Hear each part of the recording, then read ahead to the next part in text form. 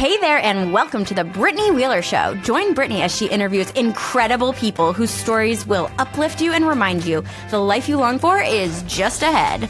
Buckle up for an inspirational ride to your best life. Take it away, Britt. Hey, everybody, and welcome to the Brittany Wheeler Show. I am Brittany Wheeler, your host of the show, and today's episode is such a treasure. This is a person that is near and dear to me, someone that I've gotten the opportunity to walk alongside for some time now, and I get to share her with the world. And so I know that you're going to be tickled, and so buckle up and get ready for a conversation that's really going to inspire you. I'm going to introduce her. If you're on video, you're going to be able to see her in a minute. She is a wife, a mother, a sister, friend, an artist, a leader, an entrepreneur, a creator, a sister in Christ. She's honestly like me, but blonde. That's really what it is. So please welcome Suzanne Mills Winkler to the Brittany Wheeler Show. Oh, hi, Brittany. It's really an honor to do the show with you, and it's hysterical. You say we're like each other, but I happen to be blonde, yes. But it's funny. We met, and it was just like I'm going. I could talk to this woman for hours. We have so much fun. There's so much in common. There's all this stuff.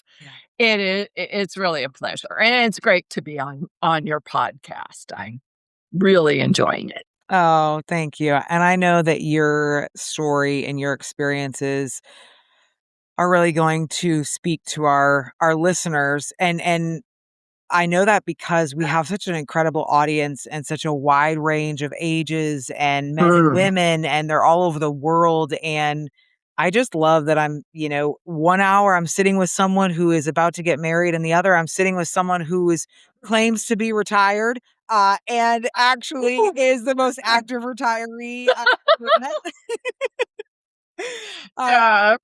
So it'll be a really sweet time. And you mentioned, earlier, but I'm going to pass this next section back off to you for two parts. One of them is new, and you and I have been talking about, what this segment, how does the Brittany Wheeler Show kind of change and adapt in this really, I'm leaning into YouTube and having a more visual experience. And, you and I talked about what does that look like? And so I started to create a couple moments that I think that will be unique to feel more like a talk show versus just being something that is audio.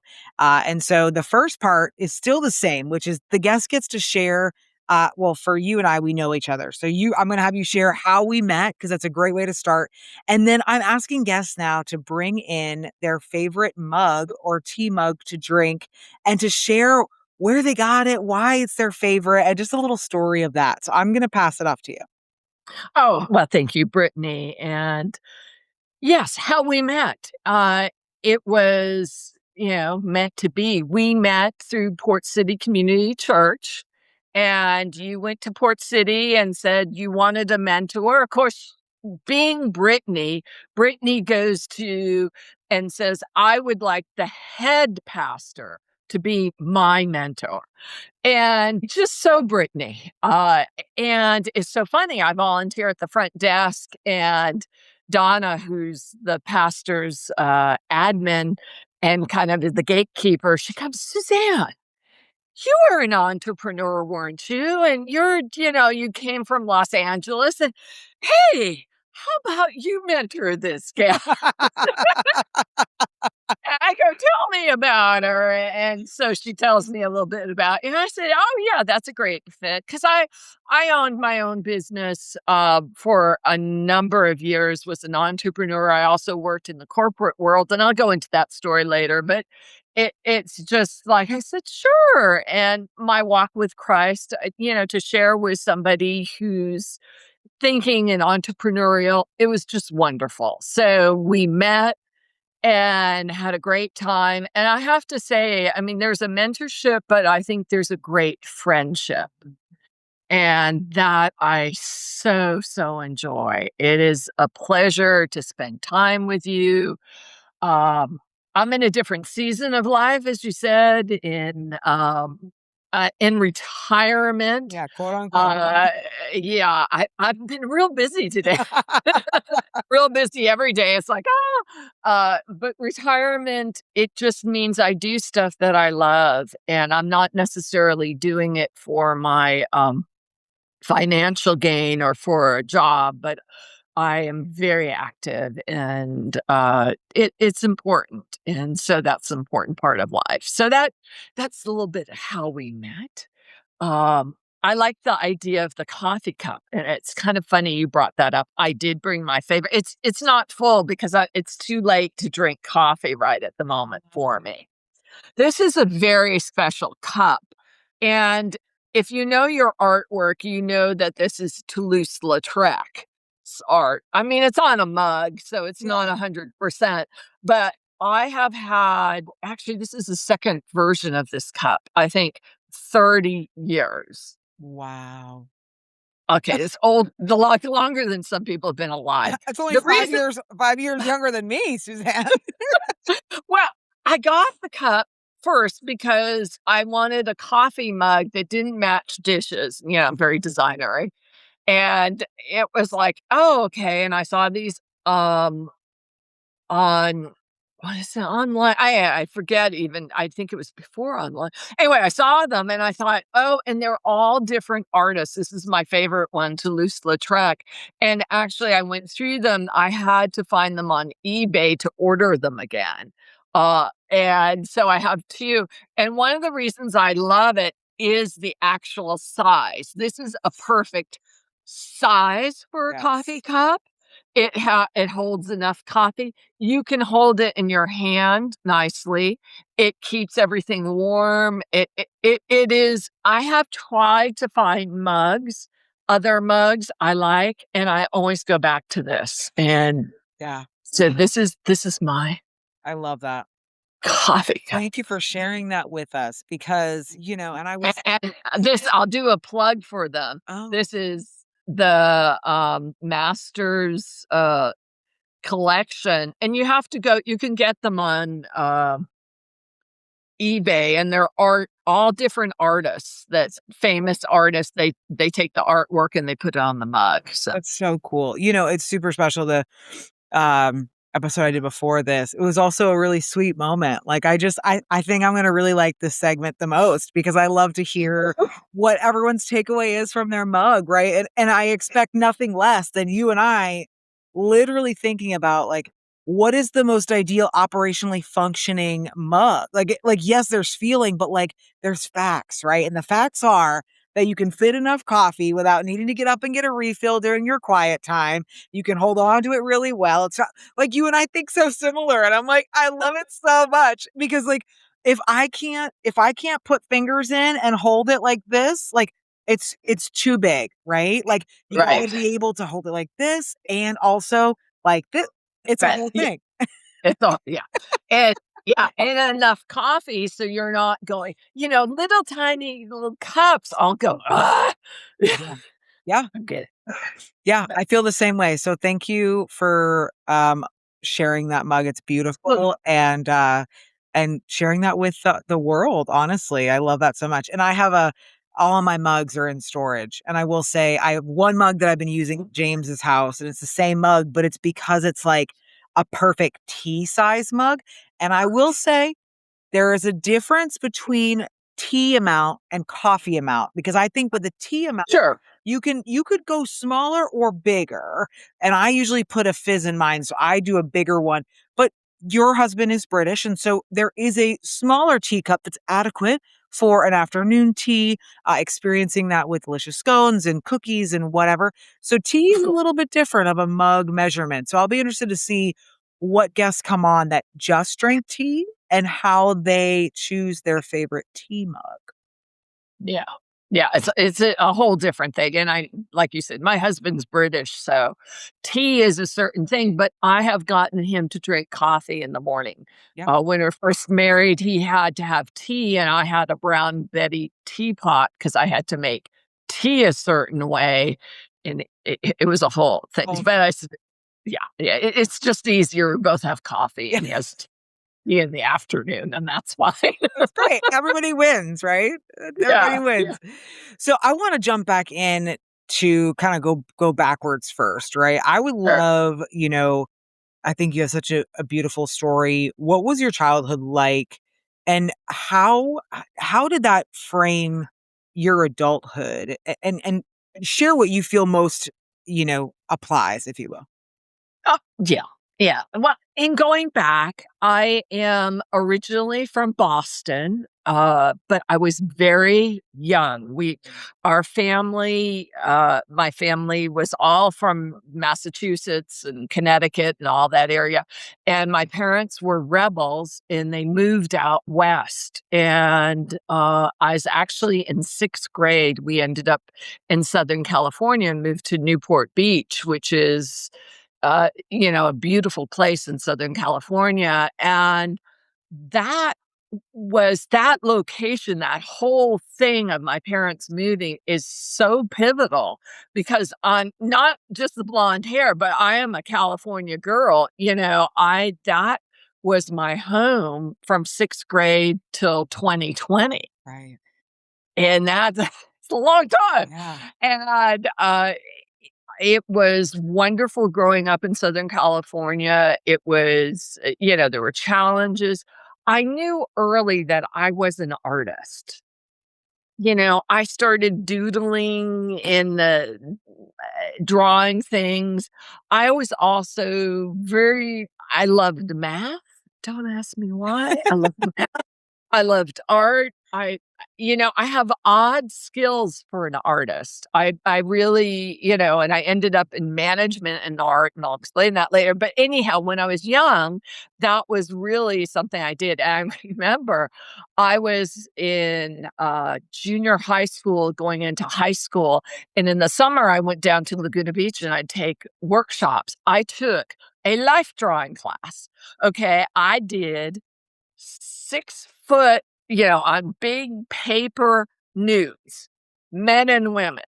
So the teacher, when I go to high school art class, she goes, "Bring in your artwork if you've taken a workshop." Oh no, I'm just like going, "Oh, sure, I'll bring in." I was down at the Laguna Beach School of Art. She goes, "Oh, that's great."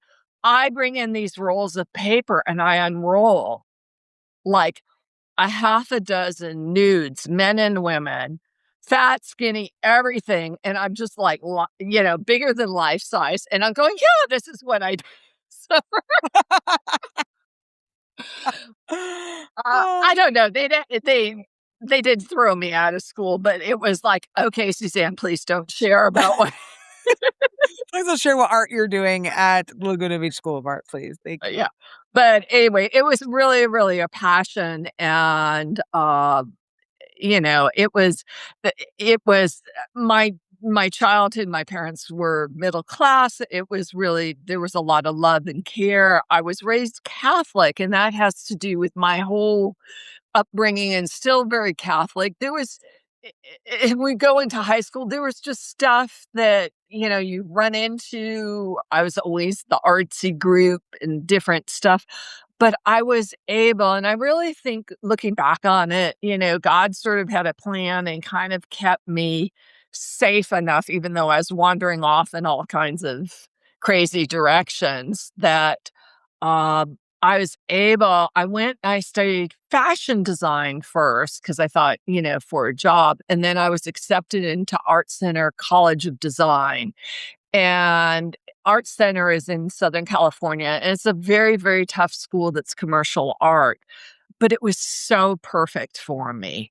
And I really thrived in it. Though I wasn't the best student, I really grew. And I thought, I want to have a job and I want to work as an artist. Not, I couldn't make a living as a fine artist. I kind of thought of being a fashion designer. That didn't work. I thought of being, oh, I'll restore works of art. That's a whole nother story. Anyway, but I thought, well, I'll just figure it out and go into advertising or something. And a friend of mine worked for Mattel Toys when we graduated. She worked at Mattel and she said, "Suzanne, you know fashion design. Why don't you help out and do some freelance for Mattel?" And I said, "Sure." And so I did. And I did a great job on the freelance. And they said, oh, we have an entry-level designer position open. And it was in Barbie. And I said, sure. And I went from being an entry-level designer to a senior designer to a project designer to a senior project designer to a manager in 5 years. And, Wow. it was just like, what? I think I found my home, my love of fashion, my love of art. I found I could manage people. I could do a spreadsheet for a budget. I was fine. It worked out great. Mattel then I had an art degree. Then they gave me all this management training, how to manage people. I ended up with 22 and 22 different people reporting to me, like $1.5 million budget, and that I managed, and we had $160 million worth of business was my section. I eventually was a director, and when I was doing that, I kind of went, oh, I could have my own business. Yeah. Yeah.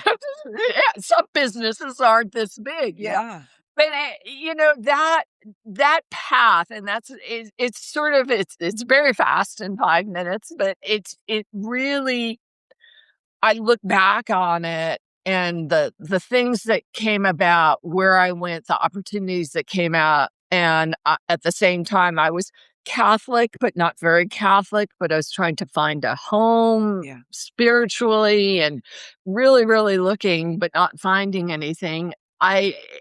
It really, God was there kind of making sure I was going somewhere. Yeah. Yeah. And so it just really, it was something that led my younger life, and moving. I stayed from Newport Beach, moved up to Los Angeles. Art centers in Pasadena. I lived in Pasadena, Santa Monica, Wilshire District, all around. And LA really was my home. And with the toy industry, I just really thrived in it. It was amazing to be able to find a passion, because behind me is one of my originals I did when I was in college. That's my fine art. And art center was great. It was for a class in literature. You had to do a book report, but you could do a painting. So I did this painting to show, I think it was one of Steinbeck's novels. I don't remember, but I figured it out. I said, oh, I love that you were able to just kind of instead of doing a book report, right? Taking that into art, right? Transforming that. And that's a gift, right? That's a talent for sure.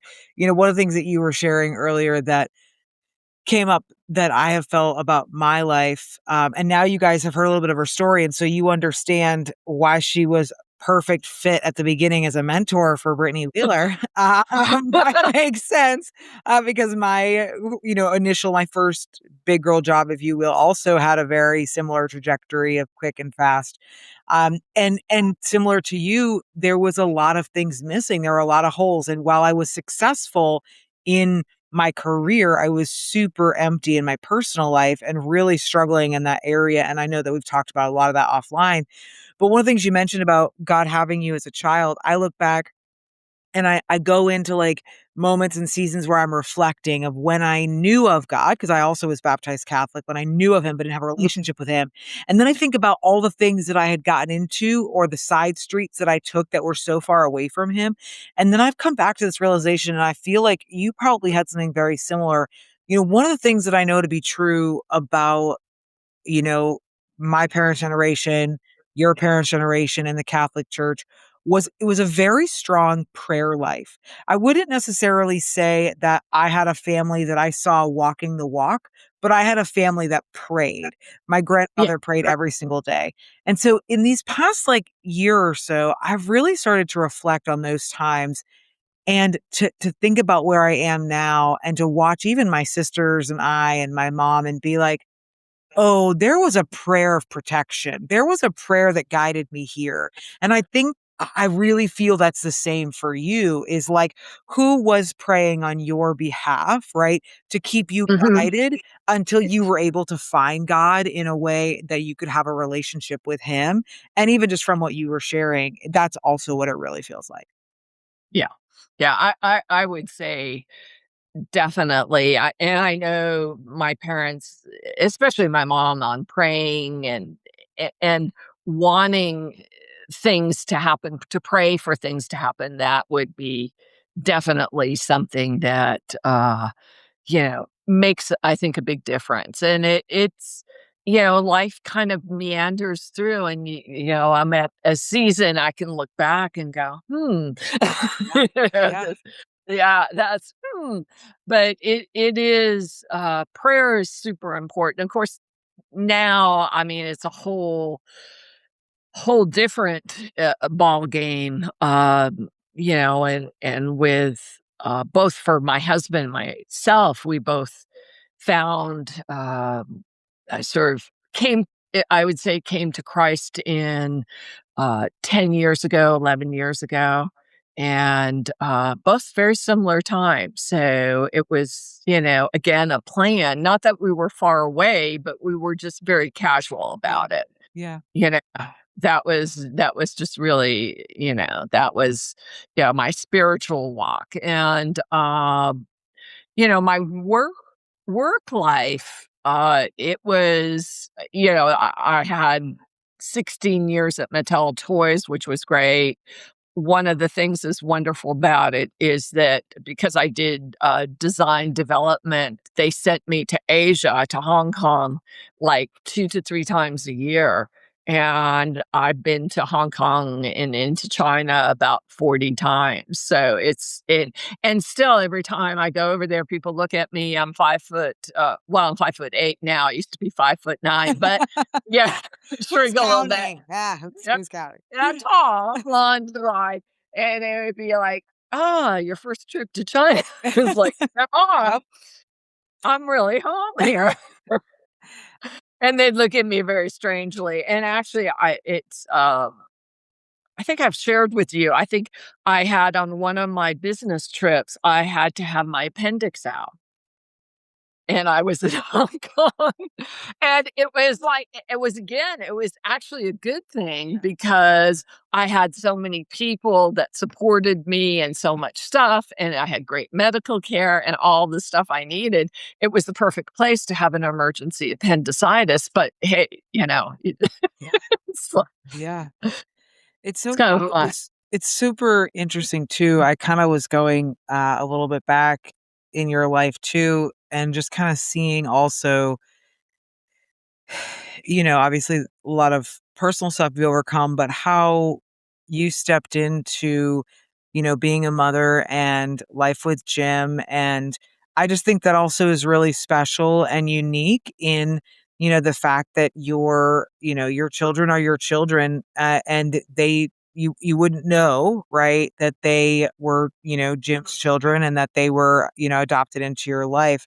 And I think that's also really special testament to you as a person and your heart, but also, um, I I think that there are a lot of women out there who navigate a career. Like, I look at you now and I'm just like, "This is Suzanne." But what I also recognize as we're having this conversation is that the crossroad moments, the overcoming that you were navigating is very real to what women are experiencing right now, which is having an incredibly vibrant career that is success, that is you know, Mhm. that is just fabulous and fun and lighting you up. And yet there are desires in your heart of also parts of life that you also want. And how those two versions of you, that friction that can happen, right? Of Yeah. how do you meet those needs? And if there's something that's come to your heart now that you want to share, please do, because Well, that's really prevalent for a lot of women. I think. well, and I would say, my husband and I, we were married in our late 30s. He had been married before, had 2 children. I actually had been married a short time, did not work out. But I put so much energy into my career that I had dates, but finding the right man was very, very difficult. And I actually found him at Mattel. It's kind of he's set up and he's very adorable. But the thing that I realized, because I was at that, your clock to say, are you going to have a baby? Are you not going to have a baby? It was kind of like getting closer into that because I didn't want to have a toddler at this age or stage in my life. So I, you know, I had to let go of having a man in my life. I had to make sure I really felt complete whether I had somebody in my life or not. But I knew if I had somebody in my life, they had to be special and they had to accept me, which was I have a career. I love it. I'm going to work hard. I'm going to work late. I'm going to be off to China, and you might not, say, deal with it. So it's like, how do you know, God put Jim in my life, who was the perfect person. And what was great, Jim had two very young children. He had a little girl, a little boy. And the boy was older, Michael, and Tracy's younger girl. And I met Jim. I fell in love with Jim. And I said to him, hey, honey, I love your children. They can be my children, they're going to always be your children. They're always going to have their mother, but they can have another mother. And it was something, again, that really, I had to let a lot of expectations go. And I just let it. It was more important that my life was peaceful and right. And then if the right man came in, that was right. And then children had to work out how they needed to work out. I didn't go in saying, I have to have children or I have to have a man by this age. And I really had to do a lot of praying and a lot of acceptance. And when I did, Jim popped up in my life, and Tracy and Michael. Tracy, number one, looked so much like me. They look like your children, honestly. Like that's what I would never, if you'd tell me and I saw your family photo, I would never have known. No, and my grandchildren look like me too. And people will say, I've been in art classes, I'm doing a portrait, and you really all look alike. And I go, yeah, okay. And my son is an artist, so which is near and dear to me. So it's just letting all those things work out. So sometimes you have to, and this is a hard thing.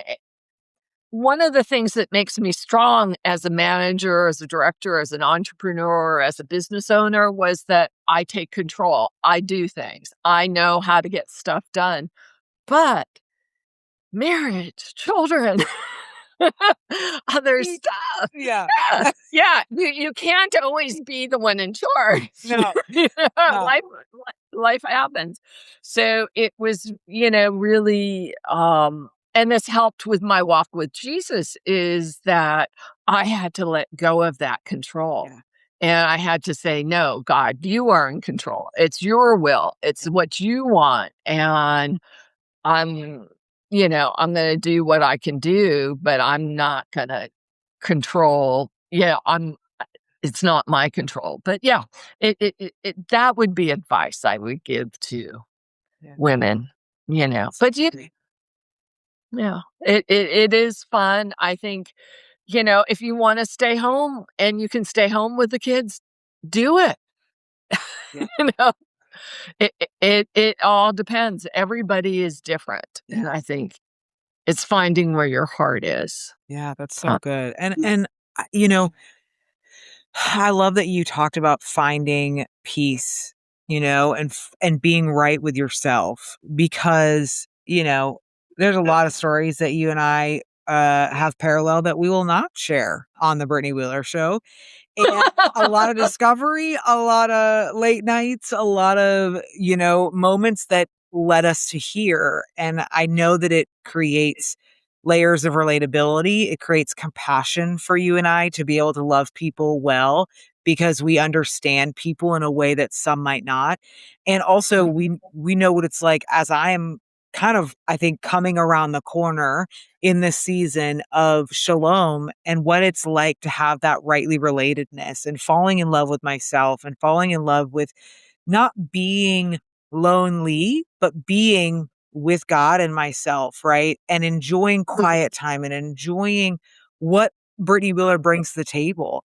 And I know that's what you were experiencing in that season when you met Jim, right? Which was this moment of like, okay, I forced something to work, and that was your first marriage, and it didn't, right? There was a lot of parallels to pain from your past, and it just wasn't serving you, right? And so when you realized that you couldn't do it your way, you were like, okay, I'm gonna, it's not working.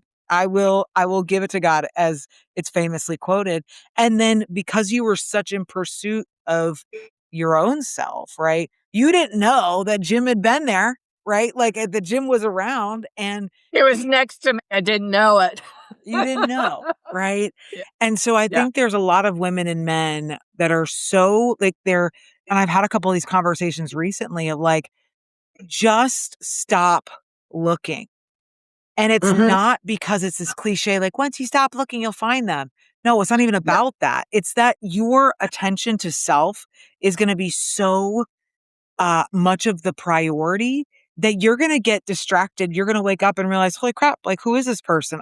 They were right next to me the whole time. Or I was so distracted on myself and my relationships with my friends and my family. And you're growing yourself, that all of a sudden you start attracting a whole layer and a caliber, right, of different men. And what I know of your story is like the woman you became to attract Jim was probably a different woman than your first marriage, right? And so there's a growing that happens, and a level of attraction when you are pursuing what we now know when you're pursuing God. You didn't know that at the time. You knew you needed to pursue yourself, but when you are pursuing Christ and finding wholeness and shalom and peace within, you level yourself up in a way that like I really believe that the person that God has for you, if someone's listening out there, the person that God has for you is the version of yourself you haven't reached yet. And Yeah. if you allowed yourself to get there and just grow and exist, they're gonna be there faster than you know it. Yeah. Yeah. And also it will serve you in the long run when you're in relationship with somebody, because there's a growth. I mean, things are not static. Jim and I have been married 32 years. So in those 32 years, we have to, you have to go through stuff. And part of it really was we both found Christ together, and a little bit through our we were looking for a church or to a spiritual community, and being Catholic, it was like, no, we're divorced and there's a whole other thing. So I said, forget that. So it was like a friend just said one day, oh, I'm trying to fill up, a pew. If you just, a bunch of neighbors are going, join our church, and I thought, oh, and we did. And it was just, very, I hadn't been to a non-denominational Christian church. I hadn't experienced great music and having a fun time and a great message. And, you know, did things like, oh, read the Bible. What's that? Yeah. Anyway, so that was, that helped. And Jim and I both going through that path and growing, it helps us in staying together, because you find a person, you have to stay together, and life will tear you apart if you let it. Yeah. Yeah. So, I'm gonna make I'll make a bold statement, and I'm gonna say uh, that the best years of your marriage are to come. uh, well, they really have been fantastic, and it is so sweet to have somebody in my life to share my life with. Retirement. We're both retired. He's a golfer. He's off golfing now. which is great. And I do my artwork, I do my stuff, but it's, there's challenges with retirement, but the time together, what we're learning, and really having God at the center of our marriage has really helped. And it's helped by doing things. We both volunteer. We mentor premarital couples that want to get married at the church. We do one-on-one mentoring for care and various other things. But all those things help us grow in our marriage. Yeah. It's our serving, especially premarital couples. It's such a joy, to share with people, and then it helps us when we're going, how are we communicating? Yeah. Yeah. It's you get fed by helping somebody else, right? You get Yeah. that gift. I'd love to know, obviously because you have over 3 decades under your belt, you have a incredible career that you can speak to. I would love to know, I think your definition and what you define the word overcome, right? Like I kind of mentioned a little bit earlier, and I think you've talked about a couple of things, but what does that mean to you? And is there something specific that stands out, whether it's your marriage or your career, that's like a moment that you can remember of like what it means to truly overcome that obstacle or that challenge? Yeah. Overcome is a powerful word. And, there's been, like you said, quite a bit of time, various things to overcome. But what really comes to mind, and it really helped cement my walk with Jesus. It really did, and I owned my own business. Is great, but you own a business. There was challenges with the economy, various things happening, and I kept trying so hard myself to make that business work. And everything I tried and everything I was doing, and it was like I didn't understand. I relied on myself because that's what I learned. I didn't rely on God. And it took I tried all kinds of stuff and it didn't work. Yeah. Yeah. And there had to be a point where it started to, you lose money, you lose this, it hurts your marriage, it hurts everything in your life. And it was a lot of pain. And that pain, at the same time, we had started going to a non-denominational church, and they offered a program called Rooted, and it was about going deeper in your faith. And I did that, and Jim did it at the same time. And it was like it took about a year. We both did it. And then it was like a year later, and all of a sudden, I was seeing a light at the end of the tunnel. I was realizing I could do, I ended up closing my business, but I um, sold timeshare. I worked for a realtor. I did, but I was able to do things that were enough to get me to where I needed to be. And all of a sudden, the light, it just got everything got easier and more peaceful, and our marriage healed, and my happiness healed. And it was just like, and at the same time, I realized, oh, it was my faith that I wasn't relying on myself. I was relying on God. And that really, that was really, that's overcoming. And it was something. God sometimes brings you down to your knees and says, "Hey, I want your attention. You listen to me." Yeah. you know, Yeah. you know, and that was the time. Yeah, that's that I'm in one of those seasons Yes. myself, right? And Well, Relate. I can relate. And yet there's a sweetness, right? There's this beauty of being so close to God where I know that he's going to be the only one that can bring me to the places and the dreams that I have, because they are so big, and the lives that I want to change and the impact that I want to Mhm. have, right? Um, Something that you were saying earlier, and it keeps running in my head.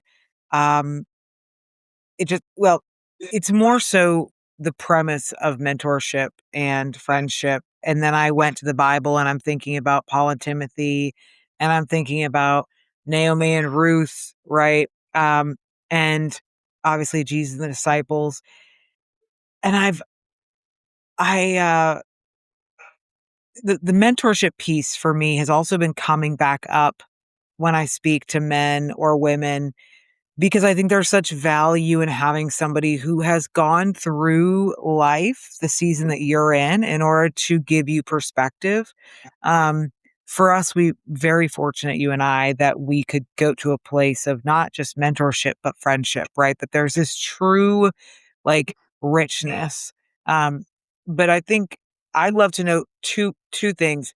Number one, for someone that has gone through these things of life, like how important is it for you to be able to I guess what's the value that you see that you get to add from your perspective in mentorship? And then what is something that maybe someone that's listening, that wants to be a mentor, no matter their age, right? Because you mentor the generation below you, mentor the person you once were. What is something that you've gained stepping into this role, not just with me, but with other women that maybe you weren't expecting to gain? Yeah. Mentorship is very powerful. It's super, super important to me. I realize it. It really it actually gives me energy to share um, some things I've learned, but I also learn from people I'm mentoring. It doesn't matter your age. I mean, there's always we're all at different levels. It's not about age. It's really about when you share something or something, another person receives it, but also they're giving you a gift because they may look at some things differently. It helps you see another perspective. It keeps me youthful to be a mentor. It helps me, uh, it makes my time on earth and life seem valuable, that somebody else is finding some value in it. And when I can share it, I just get great joy from it. And it is something that I would encourage people to do. And I realize, like, if you're working full time and you got a family, you got this, maybe it's just one small thing that uh, one time during the summer, or Yeah. a small thing. This is something I've stepped into largely because I'm retired and I can do this with quite often, but it is super, super rewarding. And the church that we go to, Port City Community Church, has a great training program and gives us tools. And you meet with other mentors and they share what they do and how they mentor people, and all that helps. And I love learning. So all these things, by teaching, you learn. And it's just so great. And I really feel it's part of the walk of being a Christian is to share. You can share your faith, but you can share other things that just help somebody, even if it's uh, helping kids play softball or something. It's important. Yeah, absolutely. What is a legacy, um, what is a legacy you wanna leave, excuse me. So, obviously, you shared I'm living it. mentorship, right? But, like, well, yeah, what is the legacy? If you're gonna be in heaven and you want someone to look back on your life, What is that legacy that you want to leave? Yeah. It's a legacy of friendship and love. Really super important to me that somebody would like, oh yeah, I had great joy being with Suzanne. This was fun. I felt loved. And, that is an important legacy, to feel that and with uh, our family, that they know that they're loved. And that is super important. And part of doing my artwork too is leaving a legacy because it's a little bit like, oh, she was creative. Yeah. That's I don't ask me why. Creativity has always been important to me. So it's You can keep and full size nudes though. We don't need those. You can keep the nudes. We don't. Nobody here on the Brittany Wheeler Show. We're good. I will. If you want to, I'll gift anything else but the nudes. Like anything else you got but the nudes. Oh, they're long gone. Okay. I did. It's long gone. No, I don't do drawing. I do my artwork. I do wildlife. Yes. And I mean, I'll give you an example. And this is what's so crazy. And I can look out in our yard. But the other day, I was actually out gardening a little bit. I looked over and there's this tall blue heron, 3 feet, 3.5 feet tall. Wow. And just like a yard or two away from me. Yeah. And I'm like, oh, and of course my camera's inside the house. I'm going, okay, I'm gonna walk in very quietly, get my camera very quietly, and I came out. He didn't move. He kind of looked around, took a photo. He stood there. He's like, this is my moment. You should. Oh, really? Is this side good? You prefer that side? Do you want, hey, should I put my things out? I mean, this bird stayed there for 20 minutes. I could walk around it. I took all these photos of it. And it was and I used the photos as part of doing artwork and this. But I kind of thought, oh, I guess I'm supposed to do a blue heron again. It's like, yeah, I was just like, oh, just showed up. Yeah, we have all kinds of wildlife, and it's just great. It's just great. It inspires me, and all these things pop up, and it's like I have to paint. So it's like I have to also get through, even in retirement, even when you could do what you want, I would say the challenge is do what you want, do it. It's like sometimes we get wrapped up in the busyness of today and or what all the stuff that's all the noise happening around you. And Yeah. that is my biggest challenge today is in today's world is making sure I focus on what's important. Yeah. Even in retirement, right? And like not losing sight of. Right? Yeah. Last question. What Sure. would you share with young women and men that they need to be thinking about, their careers and after their career ends? I don't, what is something that you would encourage them in just because you've gone through a career and a business and now you're in retirement and you have started kind of a small, tiny career, even in retirement. So what would you encourage? What would you share? What's on your heart that relates to giving advice to men and women? Yeah. Well, one thing that's important, I have to think back because my husband worked for many years as a financial advisor. So when you're young, just put a little bit away for your retirement. Just start doing something. Just don't go crazy. Don't you do bitcoins? Do something kind of like get a good mutual fund. Just start putting a little bit away wherever you can, because the sooner you start it, the better. But it's for I think for people, it's important, number one, to love what you're doing. So make sure that whatever you're doing, you're passionate about or can love it. It I had a blessing that I could make money being an artist or having an art career. I think, it's you can still to do something that you find that can at least excite you a little bit, that you can enjoy it because you spent so much time Yeah. working. And look to the future, whatever you can do with little bits to have a little something. Jim and I didn't go out to eat a whole lot we didn't do a lot of, we did do some things so that we'd have some money at this time. And that is very valuable to say, I don't have to have this today. I can, it'll make my future more secure. So that thinking of those things, I think is really helpful. And to make sure that, you're working. And if you're not loving it, what would you love to do? And how can you get there?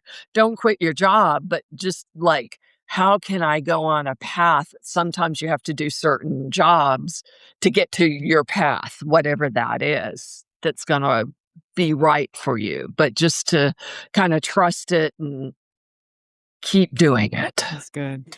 Yeah, and I would encourage to add on to that too. Like if you know God, right, bring him into that decision process, right? Like more than Oh, yeah. anybody, right, what it's like when you're not. And when you keep banging your head on the wall thinking that he's going to open the door and he's like, door's not open.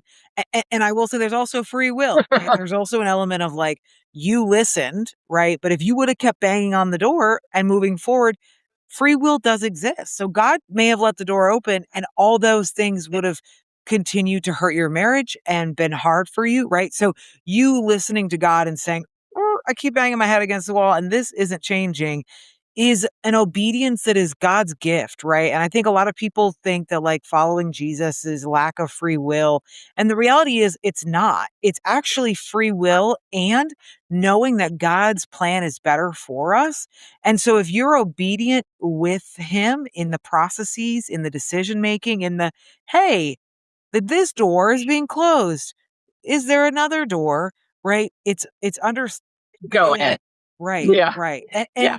And are you willing to pull back? And I know I'm experiencing that right now. Are you willing to pull back and not go through the doors you've been going through if that means that God has been Mhm. preparing you and building you to pivot you to something different? And that's exactly what he did for you. He moved you from Mattel to your own business to get to carry the Cabbage Patch Kid license, which I think is so cool. It's my favorite art piece in your house. But also it's because I grew up as a Cabbage Patch Kid lover and I had all the like, I got to watch the little shows and there was a song. I think it was a cassette at one point. Like it was a thing. And then Oh, you yeah. left that and then you went to pursue small things, but all of those were you obeying and trusting. And at the time some of those times you didn't know it was God like you know now, right? And now you look back and you're like, oh, I can see that differently. Yeah. And even Jim and I moved from Southern California in 2020 to North Carolina, and a little thing called COVID was happening. But in our faith, because we had solid faith, we knew that the steps, like how we were moving and what we were doing, we knew it would work out. It wasn't easy, but it was like, it was like, no, we weren't supposed to be in Southern California. We're supposed to be in North Carolina.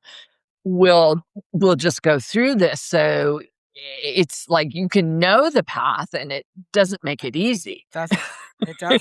It doesn't. Yeah. Yeah. Okay, I want to wrap up with two lifestyle questions. The first one is, what is a favorite local small business that you frequent, that you love in the greater Wilmington area that you want to shout out? Okay. Well, this for me, because moving here, I never experienced it in Southern California. We have In-N-Out Burger, we have all kinds of stuff in Southern California. So here, my shout out is to Chicken Salad Right. Chick. I love it. I I go in there and it's like all these kinds of chicken salad. It's like, I didn't even know you could do this. And I love it. It's locally, it's a local lady who started it. She was an entrepreneur and started this business. So I love their story. And it's just the most adorable little place. And I really feel it's something of the South because I'm not a fried chicken person. I'm not Chick-fil-A. I'm just like, but chicken salad chick. Oh boy. That's where you're in. That's it. That's where I'm at. I love That's it. Now it. I'm hungry.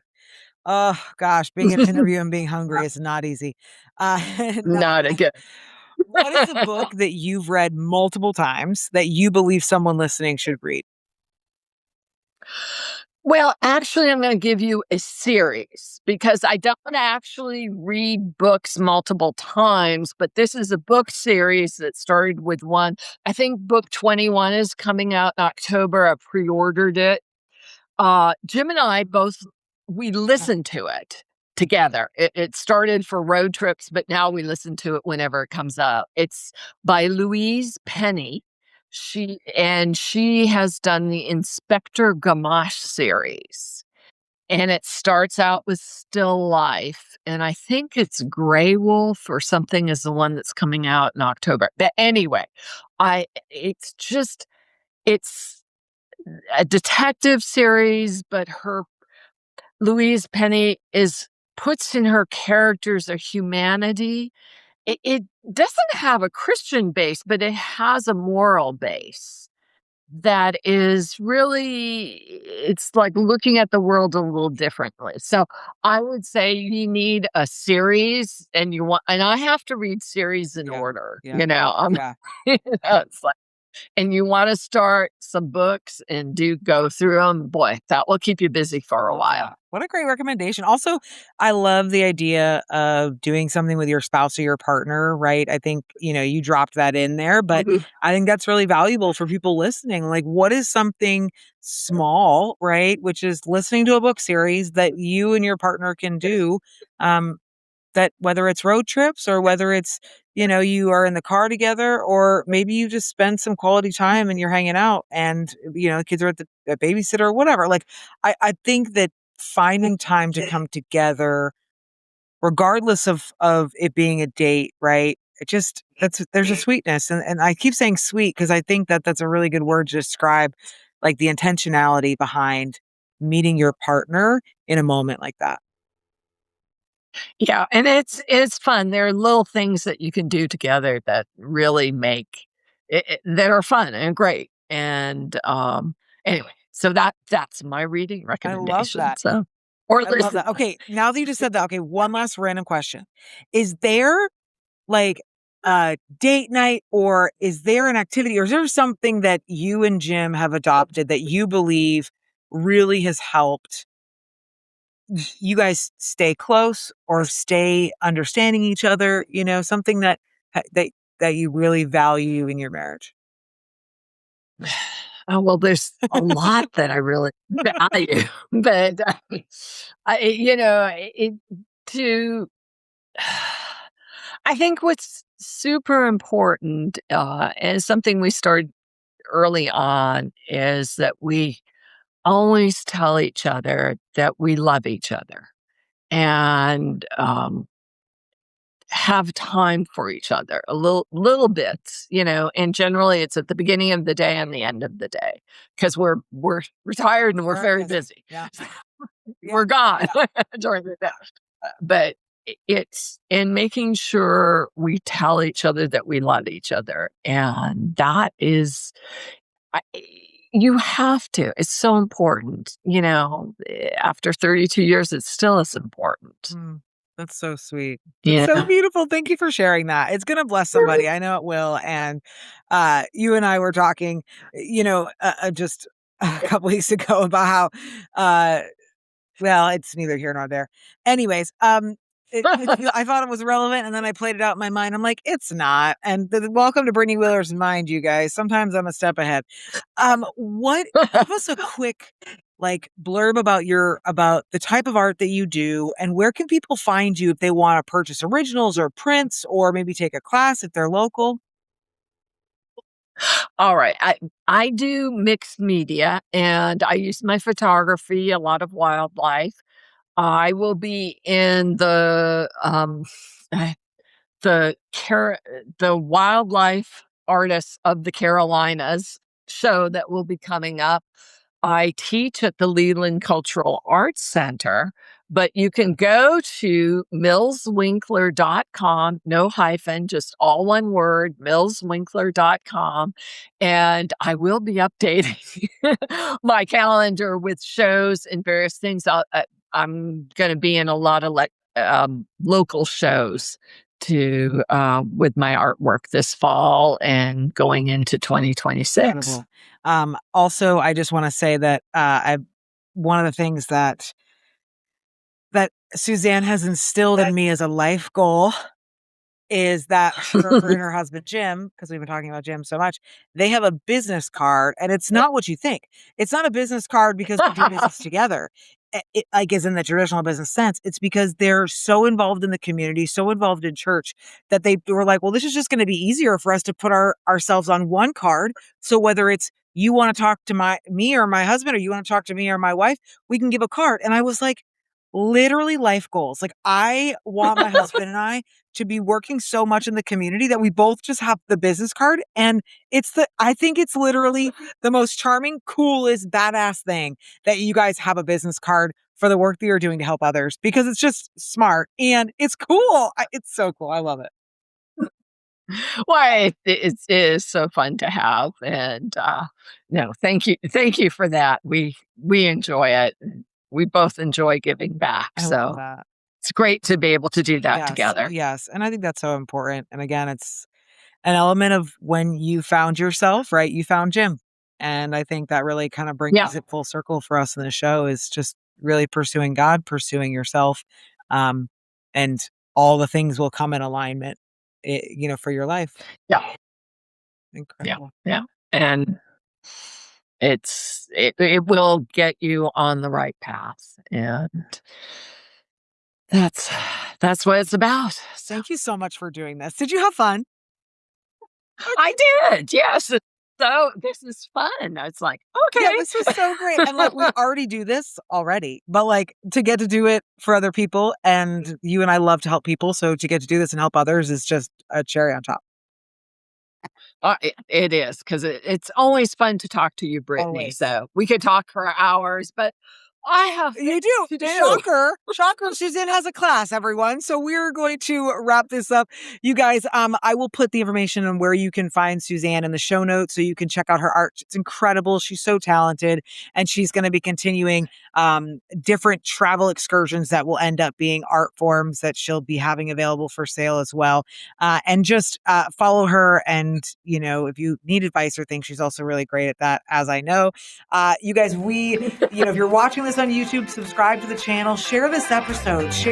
I know that one person is going to be blessed by what Suzanne had to share, but I think there's more than one. So share this episode, follow us where you listen to podcasts, write a review, tell other people why they should be listening to the show, because I'm really excited for what is coming and what God is doing in the lives of this show, and the lives of the guests, and the lives of people that are listening.